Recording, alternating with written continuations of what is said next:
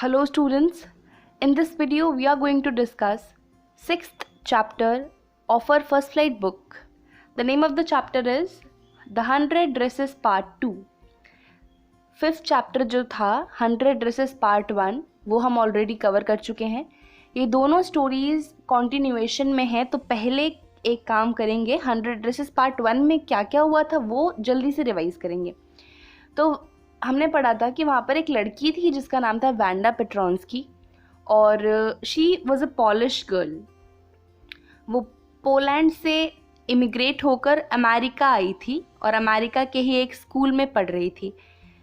तो उसके क्लास के बच्चों को उसका नाम बहुत अजीब लगता था क्योंकि उसकी क्लास में सभी बच्चे अमेरिकन थे. उनका नाम काफ़ी इजी था प्रोनाउंस करने में, सैम, जॉन ऐसे नाम थे उनकी क्लास में. लेकिन ये वैंडा का नाम थोड़ा अजीब लगता था उन लोगों को.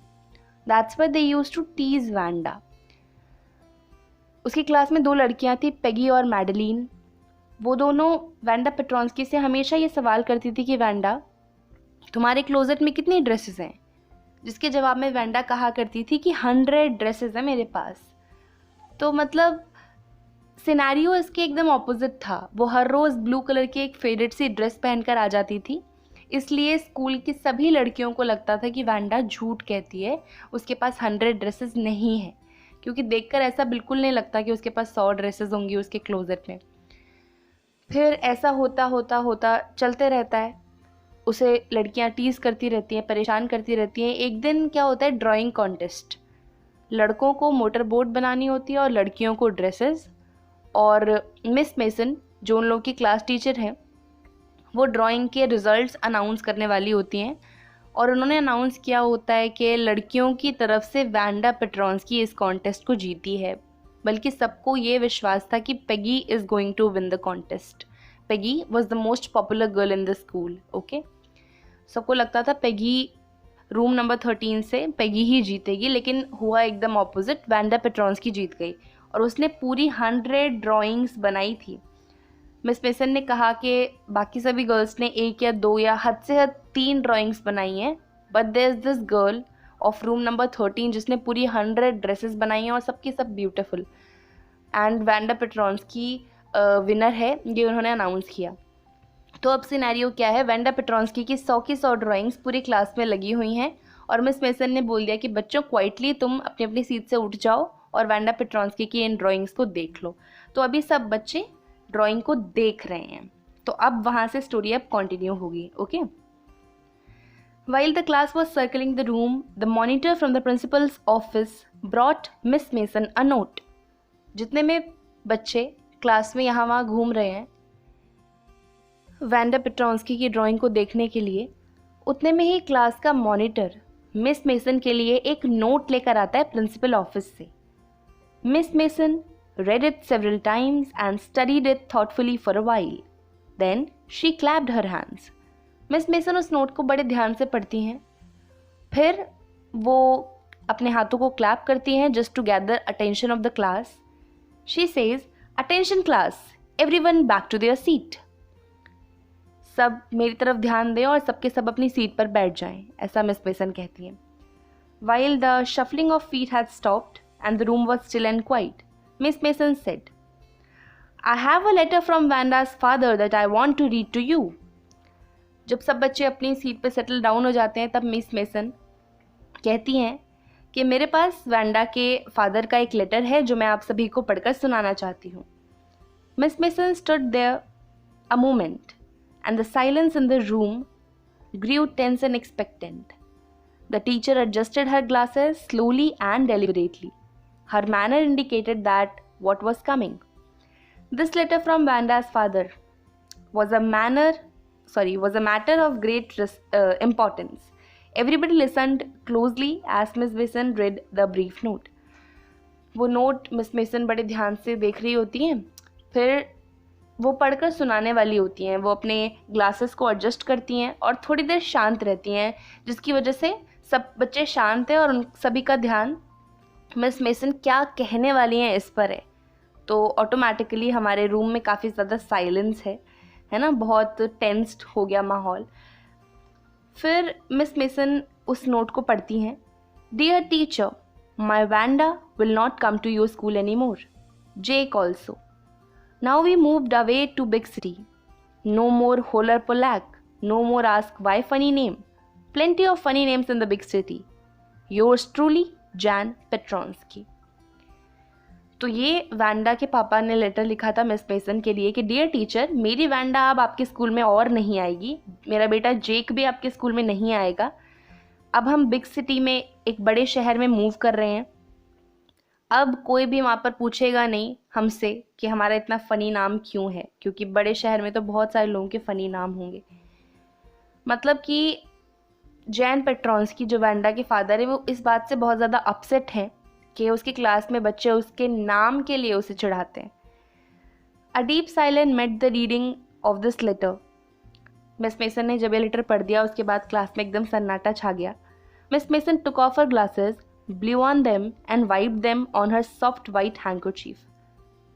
मिस मेसन ने नोट पढ़ने के बाद अपने चश्मे को उतारा, उस पर हल्का सा फूका, सफ़ेद सॉफ्ट हैंकरचीफ से उस चश्मे को पोंछा और वापस से चश्मा पहन लिया। Then she put them on again and looked at the class. When she spoke, her voice was very low. Miss Mason ने वापस से अपना चश्मा पहना और क्लास से कुछ बोलने वाली थी, उनकी आवाज़ बहुत धीमी थी।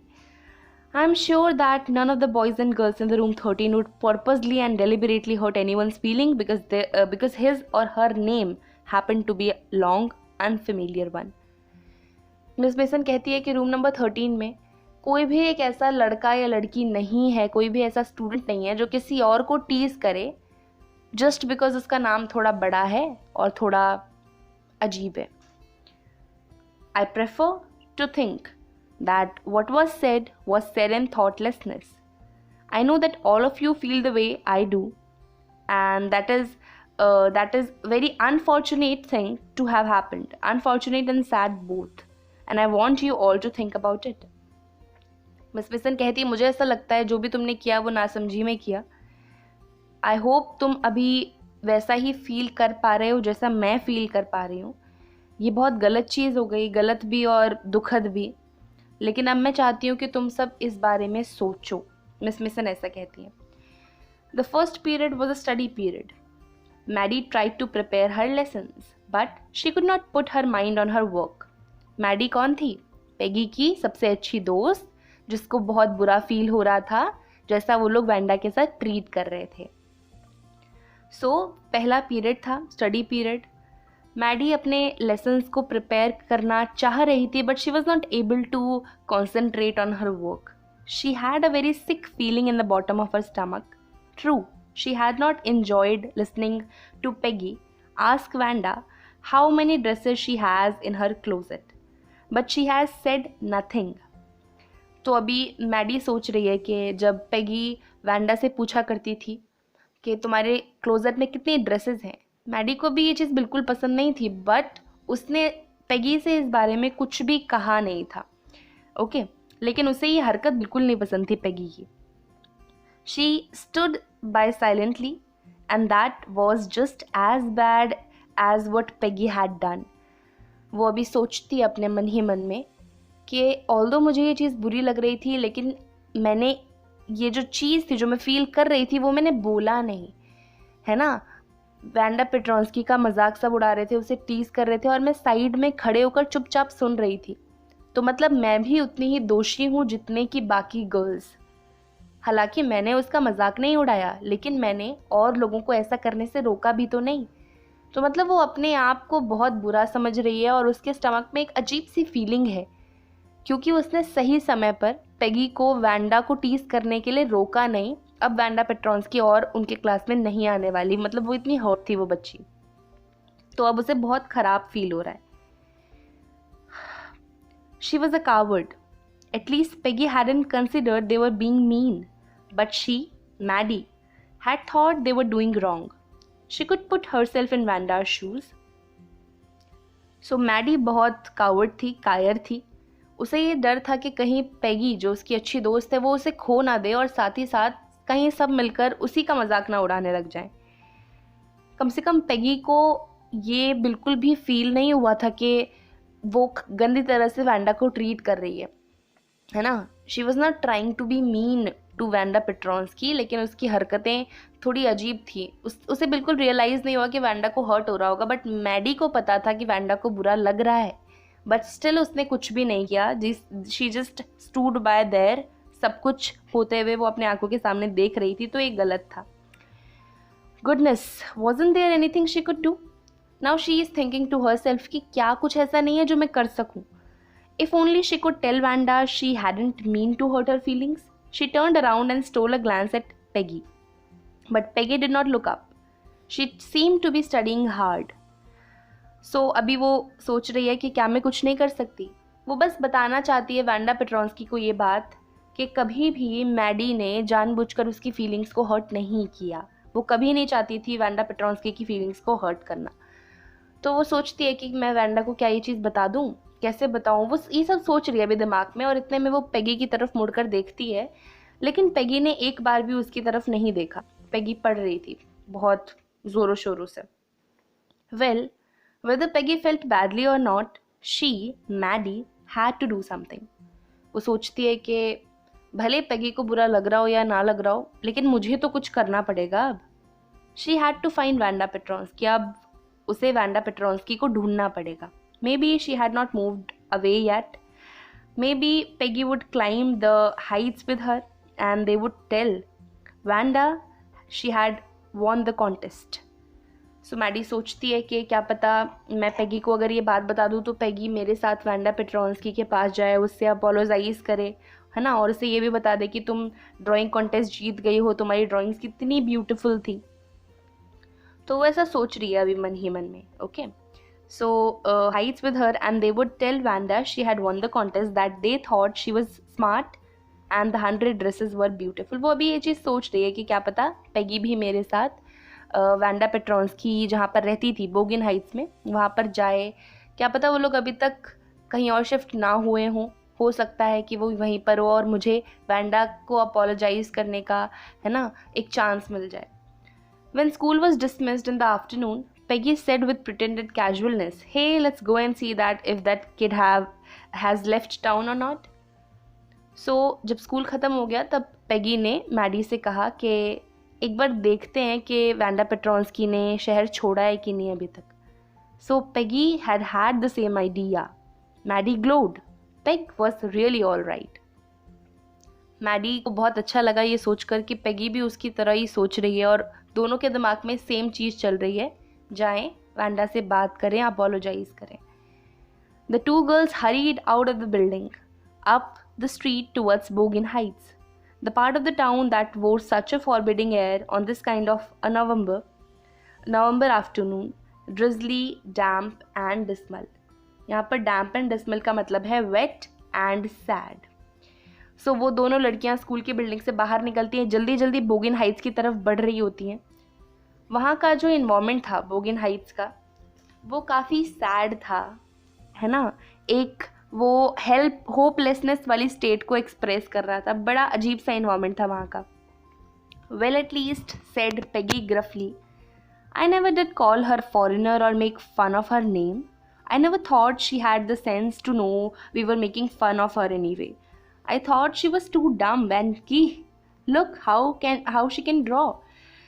पेगी कहती है कि मैंने शुक्र है कभी उसे फॉरेनर ने बुलाया या फिर उसके अजीब से नाम के लिए उसको चिढ़ाया नहीं.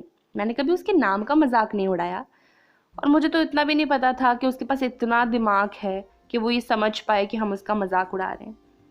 और मुझे लगता था वो एकदम डम है, लेकिन देखो यार वो कितना अच्छा ड्रॉ कर सकती है. मतलब पेगी को अभी बिल्कुल भी इस चीज़ का गिला शिकवा नहीं है कि उसने कैसा बर्ताव वैंडा के साथ किया. Maddie could say nothing.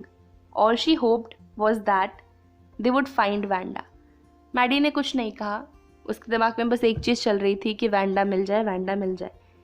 She wanted to tell her that they were sorry they had the way that they had picked on her and how wonderful the whole school thought she was, and please not to move away and everybody would be nice.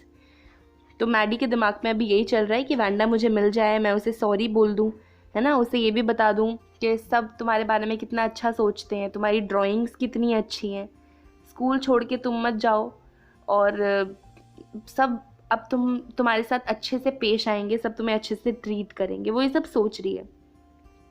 She and Peggy would fight anybody who was not nice. She is thinking कि कोई भी अगर Wanda पेट्रोंस्की के साथ बदतमीज़ी से पेश आएगा तो मैं और पेगी हम दोनों मिलकर लड़ेंगे उससे. मतलब वो ये सब सोच रही है कि वो जब वैंडा को मिलेगी तो क्या क्या कहेगी. The two girls hurried on. They hoped to get to the top of the hill before dark. I think that's where the Petronskis live, said Maddie. वो दोनों लड़कियां जल्दी जल्दी जाती हैं बोगिन हाइट्स में, जहाँ पर वैंडा पेट्रोंस्की रहती है. सो मैडी कहती है मुझे लगता है वो जो घर है ना वहाँ पर पेट्रोंस्की फैमिली रहती है. Pointing to a little white house, एक छोटे से सफ़ेद घर की तरफ उंगली करते हुए मैडी कहती है वहाँ पर वैंडा पेट्रोंस्की की फैमिली रहती है. Wisps of the old grass stuck up here and there along the pathway like thin kittens. The house and its sparse little yard looked shabby but clean. It reminded Maddie of Vanda's one dress, her faded blue cotton dress, shabby but clean. So वहाँ पर जो उनके घर के पीछे का जो area था वहाँ पर छोटी छोटी ग्रास उग रखी थी. जो रास्ता उनके घर को जा रहा था वहाँ पर भी छोटी छोटी घास उग रखी थी. बड़ा शैबी सा वो रास्ता था. ठीक है, वो जो घर था वाइट हाउस वो शैबी लग रहा था, मतलब काफ़ी पुराना लग रहा था, लेकिन वो साफ़ था. तो इससे मैडी को वैंडा पेट्रोंस्की की वो ब्लू वाली ड्रेस याद आ जाती है जो पुरानी लगती थी, है ना. लगता था कि कभी आयरन नहीं की, but it use to be clean. There was not a sign of life about the house. Peggy knocked firmly on the door, but there was no answer. She and Maddie went around to the backyard and knocked there. Still, there was no answer. अब वो वहाँ पर पहुँच गए हैं, वो छोटे से वाइट हाउस में जहाँ पर उन्हें लगता है वैंडा पेट्रोंस्की की फैमिली रहती है. उन्होंने गेट पर नॉक किया. There was no response. उन्होंने बैकयार्ड वाले गेट पर नॉक किया. There was no response. इसका क्या मतलब है, वैंडा पेट्रोंस्की की फैमिली ऑलरेडी वहाँ से जा चुकी है. There was no doubt about it. The Petronskis were gone. How could they ever make amends? Amends का मतलब है to show that one is sorry by doing something good. आप जो अपॉलोजी करते हैं, कुछ अच्छा करते हैं, जैसे मतलब आप कुछ गलत कर दें किसी के साथ, फिर आप उसके साथ कुछ अच्छा भी करते हैं just to make them feel के you are very sorry to them. वही होता है अमेंड्स. सो इस बात में अब कोई दो राय नहीं है कि वैंडा पेट्रोंस्की की फैमिली वहाँ से जा चुके हैं. अब वो ये सोचते हैं कि हम वैंडा पेट्रोंस्की को सॉरी कैसे बोलें. दे turned slowly and made their way back down the हिल. ये सोचते सोचते अब वो वापस आ रहे हैं. Well anyway, said Peggy, she is gone now, so what can we do? Besides, when I was asking her about all her dresses, she probably was getting good ideas for her drawings. She might not even have won the contest otherwise. तो वापस आते आते Peggy कहती है कि क्या करें, अब तो वो जा चुकी है, we can't do anything now. और जब मैं उससे उसके ड्रेसेस के बारे में पूछती थी ना कि कितनी ड्रेस है तुम्हारे पास, क्या है क्या नहीं, तभी उसे शायद इन ड्रेसेस के बारे में आइडियाज़ आते होंगे, और वरना तो वो कॉन्टेस्ट भी नहीं जीत पाती. मतलब अभी भी पेगी अब खुद ही सारा क्रेडिट ले रही है कि वैंडा पेट्रोंस्की को आइडियाज़ भी पेगी की वजह से ही आते होंगे. Maddie turned this idea carefully over in her head, for if there were anything in it she would not have to feel so badly, but that night she could not get to sleep. अब Maddie को apologise करना है क्योंकि उसने कुछ गलत नहीं किया और वो चाहती थी कि वैंडा पेट्रोंस्की के साथ कोई गलत व्यवहार ना करे. राइट, उसने खुद कभी उसके साथ कुछ गलत नहीं किया, तो अभी उसे बहुत ख़राब फील हो रहा है. रात को उसे नींद भी नहीं आई. She thought about Wanda and her faded blue dress and the little house she had lived in, and she thought of the glowing picture, those 100 dresses made all lined up in the classroom. तो Maddie को अब Wanda की बहुत याद आ रही है, उसकी blue faded dress की, उसके छोटे से वाइट हाउस की जहाँ पर वो रहती थी, और उन 100 ड्रेसेस की जो क्लास में लगी हुई थी, जो वैंडा ने बनाई थी, इतनी beautiful dresses. At last Maddie sat up in the bed and pressed her forehead tight in her hands and really thought. अब फाइनली वो अपने बेड पर बैठ चुकी है और उसने अपने सर को अपने घुटनों पर रखा है, और जैसे हम सैड होते हैं, दुखी होते हैं तो कैसे बेंड डाउन करके बैठ जाते हैं ना, वैसे ही वो बैठी हुई है. And she is thinking something. This was the hardest thinking she had ever done. After a long time, she reached an important conclusion. She was never going to stand by and say nothing again. Maddie बहुत सोच रही है, इतना उसने life में कभी सोचा ही नहीं. मतलब इतना ज़्यादा स्ट्रेस लेकर वो चीज़ें सोच रही है. बहुत सोचने के बाद वो एक नतीजे पर पहुंची कि अब से कभी भी ऐसा नहीं होगा कि किसी के साथ कुछ गलत हो रहा हो वो चुपचाप खड़े होकर सुन रही हो. If she ever heard anybody picking on someone because they were funny looking or because they had strange names, she'd speak up. वो सोचती है कि अब कोई भी बच्चा हमारे स्कूल में किसी और का मजाक उड़ाएगा सिर्फ इसलिए कि उसका नाम थोड़ा अजीब है या बड़ा है, I am going to speak up. कोई बोले ना बोले, इसके अगेंस्ट मैं ज़रूर बोलूँगी. ये चीज़ मैडी डिसाइड कर लेती है. Even if it meant losing Peggy's friendship, भले इसके लिए मुझे पेगी की दोस्ती को खोना पड़े. मतलब अब वो सोच के बैठ गई है कि किसी और के साथ कुछ गलत होगा, she is going to speak up. Just because Peggy उसकी अच्छी दोस्त है डजंट मीन कि वो कुछ भी गलत होते हुए देख लेगी अपनी आंखों के सामने, राइट? तो वो अब सोचती है किसी के साथ भी कुछ गलत होगा, I am going to speak up, I am going to stand by. Okay. She had no way of making things right with Wanda, but from now on, she would never make anybody else that unhappy again. अब वो Wanda के साथ तो सब कुछ ठीक नहीं कर सकती, लेकिन अब से वो किसी को भी उतना दुखी होते हुए नहीं देखेगी.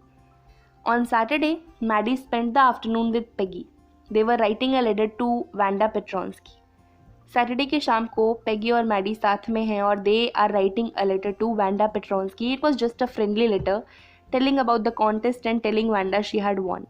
उस लेटर में उन्होंने सोचा कि लिखेंगे वैंडा पेट्रॉन्स्की को कि तुमने कॉन्टेस्ट जीत लिया है. एक छोटा सा नॉर्मल सा फ्रेंडली लेटर लिखने की वो सोच रहे थे.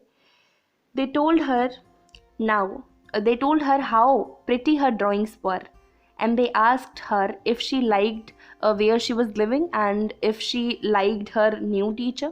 मतलब it was a quite friendly letter जिसमें वो बताते हैं तुम कॉन्टेस्ट जीत चुकी हो, ड्राइंग्स कितनी ब्यूटीफुल थी, तुम ठीक तो हो ना जहाँ पर तुम हो, तुम्हें वो जगह पसंद आ रही है कि नहीं, तुम्हें अपने न्यू टीचर पसंद आ रहे हैं कि नहीं. They had meant to say they were sorry, but it ended up with their just writing a friendly letter, the kind they would have never written to any good friend. वो लिखना तो एक apology letter चाहते थे, but they were not even able to say sorry to Wanda Petronski. तो इसलिए उन्होंने एक फ्रेंडली सा लेटर लिखा जो कभी उन्होंने अपने किसी अच्छे फ्रेंड को भी नहीं लिखा होगा. And they signed it with lot of x's for love. They mailed the letter to Boggins Heights writing please forward in the envelope. तो अब उन्हें वैंडा पेट्रॉन्स्की का एड्रेस तो मालूम नहीं है, राइट, कि वो अब कहाँ पर शिफ्ट होकर गई है. तो उन्होंने उस लेटर को मेल किया और उसके ऊपर बस लिख दिया please forward. Days passed and there was no answer. काफ़ी दिन बीत गए, उस लेटर का कोई जवाब नहीं आया, लेकिन लेटर भी वापस नहीं आया. तो इसका मतलब है वैंडा पेट्रॉन्स्की को लेटर मिल गया होगा. Perhaps she was so hurt and angry that she was not going to answer. वो सोचते हैं कि वैंडा पेट्रॉन्स्की हमसे इतनी ज़्यादा दुखी है, परेशान है ना, हमने उसे इतना हर्ट किया कि वो हमारे लेटर का रिप्लाई नहीं करना चाहती. You could not blame her. Weeks went by and still Wanda did not answer. हफ्ते बीत गए, वैंडा पेट्रॉन्स्की का अभी भी कोई जवाब नहीं आया. Peggy had begun to forget the whole business, and Maddie put herself to sleep at night making speeches about Wanda, defending her from great crowds of girls who were trying to tease her with how many dresses have you got. तो हफ्ते बीत गए, Peggy तो भूलने लग गई थी इन सब चीज़ों को, बट मैडी रोज़ रात को वैंडा पेट्रॉन्स्की के बारे में सोचती थी. वो सोचती थी कि कैसे वैंडा को लड़कियां टीज कर रही हैं और वो क्या बोलेगी, कैसे बचाएगी वैंडा पेट्रॉन्स्की को. वो ये सब सोचती रहती है. And before Wanda could press her lips together in a tight line the way she did before answering, Maddie would cry out stop. Then everybody would feel embarrassed the way she used to feel. So she was thinking, Maddie was thinking कि कैसे Wanda पेट्रॉन्स्की ground में खड़ी है, लड़कियां उसे tease करने की कोशिश कर रही हैं, है ना। वैंडा को बुरा लगे उतने में ही मैडी बोल देती है सबको कि चुप हो जाओ, अब कोई इसको कुछ नहीं बोलेगा, और सबको अपनी गलती का एहसास हो जाए। मतलब she was thinking all about Wanda Petronski. Now it was Christmas time and there was snow on the ground, Christmas bells and a small tree decorated in the classroom. On the last day of the school before the holidays, the teacher showed the class a letter she had received that morning. अब Christmas का time है, ground पर snow है, Christmas bells और एक छोटा सा Christmas का ट्री, उससे क्लासरूम सजी हुई है। छुट्टियों से पहले, विंटर वेकेशन से पहले, वो आखिरी दिन है स्कूल का, उसके बाद विंटर वेकेशंस हो जाएंगे, उसके बाद पता नहीं कब जाके स्कूल्स खुलेंगे। उसी दिन मिस मेसन को एक लेटर आता है। You remember Wanda Petronski, the gifted little artist who won the drawing contest? Miss Mason पूछती है क्लास, तुम लोग को याद है वो छोटी बच्ची वैंडा पेट्रोन्स्की जो इतना अच्छा ड्रॉ करती थी, जिसने ड्राइंग कॉन्टेस्ट जीता था? Well, she had written me, उसका लेटर मुझे आया है, and I am glad to know where she lives because now I can send her medal and I want to read her letter to you. Miss Mason कहती है, मेरे को बहुत खुशी हो रही है ये जानकर कि वो कहाँ रहती है, अब मैं उसका प्राइज़ उसे भिजवा सकती हूँ और मैं उसका लेटर तुम्हें पढ़कर सुनाना चाहती हूँ। The class sat up with a sudden interest and listen intently. Class में बड़ा इंटरेस्ट आ गया बच्चों को, वैंडा पेट्रोन्स्की का लेटर आया है इतने दिनों बाद finally. Dear Miss Mason, how are you and room 13? Wanda लिखती है कि आप कैसी हैं मिस मेसन, और रूम 13 कैसा है? Please tell the girls they can keep those 100 dresses because in my new house I have 100 dresses all lined up in my closet. Wanda कहती है कि आप क्लास की लड़कियों को ये कह दें कि वो जो 100 ड्रेसेस हैं वो लड़कियां रख लें, क्योंकि मेरे नए घर में मेरे पास वापस से 100 ड्रेसेस हैं and all are lined up in my closet. तो वैंडा पेट्रोन्स्की ने कभी इस बारे में झूठ नहीं बोला था कि उसके पास 100 ड्रेसेस हैं, वो हमेशा सच बोलती थी, बट शी एक्चुअली मेंट के पेपर पे ड्रॉ की हुई 100 ड्रेसेस हैं। I'd like that girl Peggy to have the drawing of the green dress with the red trimmings and her friend Maddie to have the blue one. Wanda कहती है कि जो लड़की है पेगी, उसको ना आप वो ग्रीन वाली ड्रेस दे देना जिस पे रेड कलर की डेकोरेशंस है, और मैडी को ब्लू वाली ड्रेस दे देना। For Christmas I miss that school and my new teacher does not equalize with you. Wanda लिखती है फिर कि क्रिसमस के मौके पर मैं अपने स्कूल को मिस कर रही हूँ, और जो मेरी नई टीचर है वो बिल्कुल भी आपकी तरह नहीं है, मतलब आपकी जगह तो कोई ले ही नहीं सकता। फिर आखिरी में she ends the letter by saying merry Christmas to you and everybody, yours truly Wanda Petronski. तो ये वैंडा का लेटर आया था। On the way home from the school Maddie and Peggy held their drawings very carefully. तो जैसा Wanda ने कहा था कि ग्रीन जो ड्रेस थी रेड ट्रिमिंग के साथ वो पेगी को दे देना और ब्लू वाली मैडी को दे देना, वैसा ही मिस मेसन ने किया, लड़कियों को उनकी ड्राइंग्स दे दी। तो पेगी और मैडी अब स्कूल से घर जा रहे हैं अपने ड्राइंग्स को बड़े केयरफुली पकड़कर। All the houses had rates and Holi in the Windows. Outside the grocery store, 100 of Christmas trees were stacked, and in the window, candy peppermint sticks and cornucopias of shiny transparent paper were strung. तो अब Christmas का समय है, हर जगह decoration ही decoration है, Christmas tree सज रखे हैं, शॉप्स में कैंडीज़ रखी हुई हैं और छोटे छोटे क्रिसमस ट्रीज़ रखे हुए हैं। कॉर्नुकोपियस बेसिकली क्या होता है मैं आपको बता दूं। कॉर्नुकोपियस एक एक डेकोरेटिव कंटेनर होता है, कहें तो डेकोरेटिव कंटेनर जिसमें फ्लावर्स होते हैं, फ्रूट्स होते हैं, कैंडीज़ होती हैं, उनको कॉर्नुकोपियस बोला जाता है। तो शाइनी ट्रांसपेरेंट से जार में चीज़ें सजा कर रखी हुई थी ग्रोसरी स्टोर्स पर और लोगों के घरों की विंडोज़ पर। The air smelled like Christmas and light shining everywhere reflected different colours on the snow. तो मतलब हवा में एक मीठी सी खुशबू थी, जैसे कि क्रिसमस वाली खुशबू, लाइट शाइन कर रही थी हर जगह। अब सर्दियों का टाइम है, क्रिसमस का समय है, तो स्नो गिर रही होगी ऑब्वियसली, तो छोटी छोटी लाइट्स जल रही हैं जिनकी रिफ्लेक्शन बर्फ़ पर पड़ रही है, तो बर्फ़ भी कलरफुल लग रही है। Boy said Peggy, this shows she really likes us. तो पेगी कहती है कि मैडी, मुझे ऐसा लगता है कि वैंडा पेट्रोंस्की हमको सच में बहुत पसंद करती थी. It shows she got a letter and this is her way of saying that everything's all right. वो हमें पसंद करती थी और उसे हमारा लेटर मिल गया होगा. And this is her way of saying that everything is all right. ये बस उसका बताने का तरीका था कि सब कुछ ठीक है तुम्हारे और मेरे बीच. And that's that. I hope so, said Maddie sadly. Maddie कहती है I hope ऐसा ही हो. She felt sad because she knew she would never see the little tight-lipped Polish girl again and could not even really make things right between them. Maddie अभी भी दुखी है क्योंकि उसे लगता है कि वैंडा पेट्रोंस्की से वो कभी नहीं मिल पाएगी और उसके और वैंडा के बीच में जो चीज़ें खराब हैं उन्हें वापस कभी ठीक नहीं कर पाएगी. तो वो काफ़ी परेशान है. She went home and she pinned her drawing over a torn place in the pink flowered wallpaper in her bedroom. Maddie अपने घर पे जाती है तो वैंडा पेट्रोंस्की ने जो ड्राइंग उसके लिए दी होती है वो एक अपने रूम में एक वॉल पर लगा देती है. The shabby room came alive from the brilliancy of the colour. वो रूम भी काफ़ी शैबी था, पुराना था, लेकिन उस ड्रेस के लगने से वो रूम बहुत ब्यूटीफुल हो गया. The shabby room came alive from the brilliancy of the colours. उस ड्रेस में जो इतने ब्राइट ब्रिलियंट कलर्स थे उनकी वजह से रूम भी बहुत खूबसूरत लगने लग गया. Maddie sat down on her bed and looked at the drawing.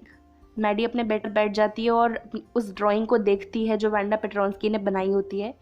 She had stood by and said nothing but Wanda had been nice to her anyway. वो पास में ही बैठी है, कुछ नहीं सोच रही, और वो बस एक चीज़ सोचती है कि वैंडा पेट्रोंस्की हमेशा से उसके साथ अच्छी तरह से पेश आई है. Tear blurs her eye and she gazed for long time at the picture. उसकी आंखों से आंसू बह रहे हैं और वो एक टक उस पिक्चर की तरफ देखे जा रही है. Then hastily she rubbed her eyes and studied it intently. फिर वो अपनी आंखों को मसलते हुए बड़े ध्यान से उस पिक्चर की तरफ देखती है जो वैंडा पेट्रोंस्की ने उसके लिए दिया होता है. Okay, and the colours in the dress were so vivid that she had scarcely noticed the face and head of the drawing. उस ड्राइंग के ड्रेस में जो कलर्स थे वो इतने ज़्यादा ब्राइट थे, विविड मतलब होता है ब्राइट, इतने ज़्यादा ब्राइट थे कि मैडी ने नोटिस ही नहीं किया कि उस पिक्चर में एक ड्रेस भी है और लड़की के हाथ और मुंह भी हैं, मतलब बॉडी भी है, सिर्फ ड्रेस ही ड्रेस नहीं है. ड्रेस के कलर्स इतने ज़्यादा ब्राइट थे कि उधर ध्यान ही नहीं गया. But it looked like her Maddie. It really looked like her own mouth. फिर मैडी ने ध्यान से देखा उसकी तरफ. वो ड्राइंग तो बिल्कुल मैडी की तरह ही लग रही थी. उस ड्राइंग में जो लड़की का फेस था, it was resembling Maddie's face. Why it really looked like her own self. Wanda had really drawn this for her. फिर वो सोचती है कि मेरी तरह ये क्यों लग रहा है. फिर उसे रियलाइज़ होता है कि वैंडा पेट्रोंस्की ने सच में ये ड्राइंग सिर्फ मेरे लिए बनाई थी. Wanda had really drawn this for her. Excitedly she ran over to Peggy's. वो भाग भाग के एक्साइटेड होगी पेगी के घर जाती है. Peg, she said, let me see your picture. What's the matter? Asked Peggy as they clattered up to her room where the Vanda's drawing was lying face down on the bed. Maddie carefully raised it. वो भागते भागते Peggy के घर जाती है और बोलती है कि मुझे ना वो वाली ड्राइंग देखनी है जो वैंडा पेट्रोंस्की ने तुमको दी थी. पेगी पूछती है why, what is the matter. वो बिना कुछ बोले भागते भागते ऊपर की तरफ जा रही होती है जहाँ पर पेगी का रूम होता है. पेगी भी उसके पीछे पीछे जाती है. फिर वहाँ पर पेगी के बेड पर वैंडा पेट्रोंस्की की ड्राइंग पड़ी हुई थी. तो मैडी ने उसे ध्यान से उठाया और कहा, look she Drew you, that's you, she exclaimed. वो कहती है मैडी कि पेगी देखो, इस ड्राइंग में वैंडा पेट्रोंस्की ने तुम्हें बनाया है, that's you. And the head and the face of this picture did look like Peggy. और वो जो पेगी के पास ड्राइंग थी उसमें जो लड़की बनी हुई थी वो एग्जैक्टली पेगी की तरह लग रही थी. What did I say? said Peggy. She must have really liked us anyway. Peggy कहती है मैंने क्या कहा था, वो तो हमें पहले से पसंद करती है. Yes, she must have agreed Maddie. अब मैडी कहती है हाँ सच में वो हमें पसंद करती थी. And she blinked away the tears that came every time she thought of Vanda. अब उसकी आंखों में आंसू आ गए. उसने अपने आंसुओं को पोंछा. वो आंसू हर बार उसकी आंखों में आ जाते थे जब भी वो वैंडा पेट्रोंस्की के बारे में सोचती थी. Every time she thought of Vanda standing alone in that sunny spot. सोचती थी कि वैंडा अकेले धूप में उस स्कूल यार्ड में खड़ी है और वो लड़कियों की तरफ देख रही है, वो लड़कियों का ग्रुप जो सब मिलकर उसका मजाक उड़ा रहा है। और जब वो लड़कियां पूछ रही हैं वैंडा से कितनी ड्रेसेस है तुम्हारे पास, वो कहती है 100 ड्रेसेस। और जब वैंडा पेट्रोन्स्की चली जाती है तब लड़कियां बोलती हैं sure 100 of them all lined up. हाँ मतलब मेरे पास 100, उसके पास तो 100 ड्रेसेस होंगी और सारी की सारी क्लोजेट में लगी होंगी। एक आयरनी की तरह से लड़कियां बोलती थी। तो वो सब उसे याद आ रहा है। मतलब फाइनली अब मैडी को भी ये सेटिस्फैक्शन है कि वैंडा पेट्रोन्स्की सच में उनको पसंद करती थी and everything is all right between them. अब मैडी आराम से अपनी लाइफ को स्पेंड कर पाएगी। कभी वैंडा से मिलने का मौका मिलेगा तो ये ऑब्वियसली मिलेगी, बिना किसी गिला शिकवा के, बिना किसी गिल्ट के। तो ये वीडियो यहाँ पर ख़त्म होता है, लेसन भी यहाँ पर ख़त्म होता है। अगर आपको कोई भी डाउट है उसे कमेंट सेक्शन में ज़रूर पूछें। आई होप चीज़ें आपको समझ आई हो। आपसे मिलेंगे आगे आने वाले वीडियोस में इस लेसन के एनसीईआरटी क्वेश्चन आंसर्स के साथ। तब तक के लिए bye bye, take care, have a great day.